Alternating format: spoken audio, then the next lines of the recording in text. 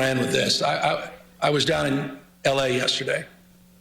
Got back last night, and those insurance stories, they self-evidently, unsurprisingly, were front and center with those survivors that I met. And let me remind everybody, I think it's important. I want to remind everybody what happened a year ago. Put it in perspective.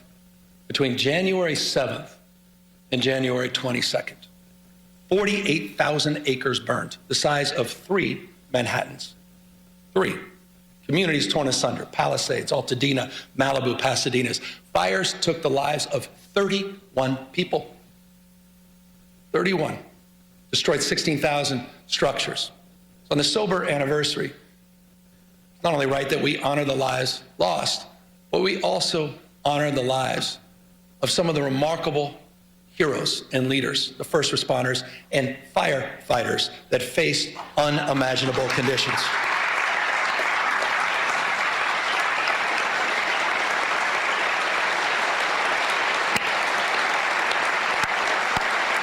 Some of you were there. You saw it.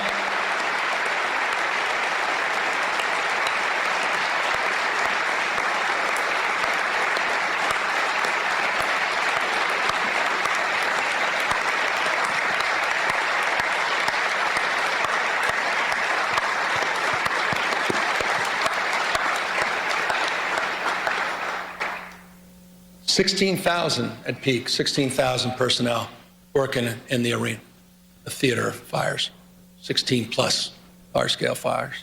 Remarkable. It was a firestorm, I'll remind you, in the middle of winter. Hurricane force winds attached to a fire. What they did, I don't need to say it, you just demonstrated, it was miraculous, it was heroic. They battled these impossible conditions in the wind and in the dark, flying dangerous night missions over the firestorm. CAL FIRE, as you saw a moment ago, is in the audience, but you know who else was up there? And thank you for applauding them, the community groups and the business owners, and most importantly, and can you just stand up? And I'd ask you all to stand up again. The survivors of the Eaton and Palisades fires. Would you all just stand up?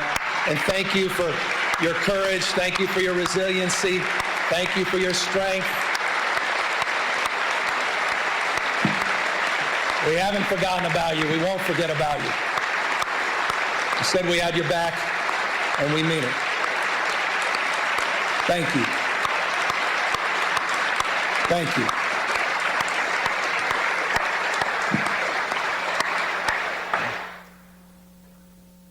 It's always difficult sometimes to talk about this because we were in roundtables, Jen, members of my administration yesterday talking to survivors, and it's called comfort when you say we have the fastest debris removal in U.S. history, which is true. Fact. We provided mortgage relief. You provided $2.5 billion of grants and funding. I've signed 27 executive orders.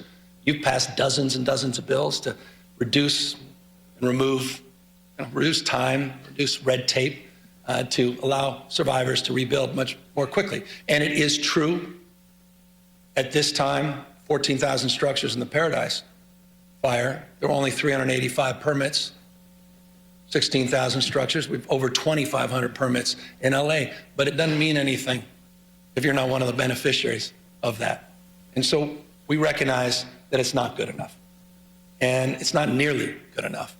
And that's why we need to do more to turbocharge the efforts to rebuild these communities. And that's why I'll be asking you, and it's in the budget we'll promote tomorrow, to focus on a new rebuilding fund that will help close the gap. This is the biggest challenge, close the gap between insurance payouts and the cost of rebuilding. This will help get survivors back in their homes much, much faster.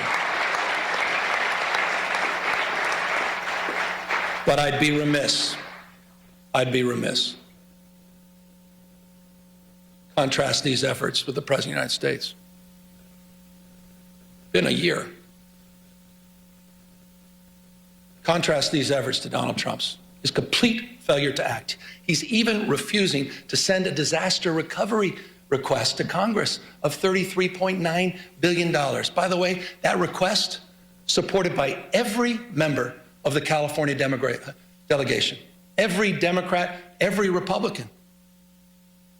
We lost someone I thought was a wonderful human being, Doug LaMalfa. I was engaging with him on water policy just last week. Doug had our back. Doug was there in the first round. Doug met with us. Doug said, we don't play politics with this.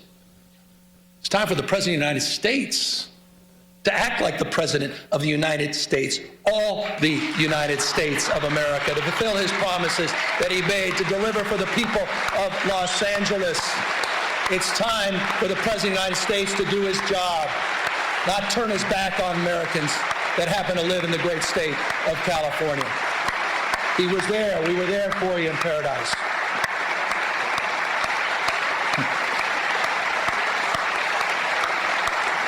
The United States of America. The United States of America. Yes, no doubt these are challenging times. It's not just because of the fires, not just because we get to the federalization of the National Guard or the assault on our democratic norms and institutions. And yet, I think it was one of our finest. Because hardship doesn't merely wound us, it reveals us. The story of California has never been a story of ease. It's a story of effort, strengthened by trial and enlarged by the people who refuse to give up on one another. We built something that is not perfect, not finished, but it's real, always moving forward, like the rivers that define our landscape. Our people themselves are unstoppable. We're home to more Americans than any other state. Culture, food, music, AI, biotech, quantum computing, and agriculture, all happens here first. We don't run from change, we drive it. And we're proving that inclusive democracy works. We're proving that expanding human rights works. We're proving that legal immigration works. And we're proving that a progressive tax structure works. California's never been about perfection. We're about persistence, the courage of our convictions, and the strength to embody them. That's the California way. And it lights the path for the rest of the world. The work we do, the work you do, building a California where every person can see themselves is never ending. And so we continue on.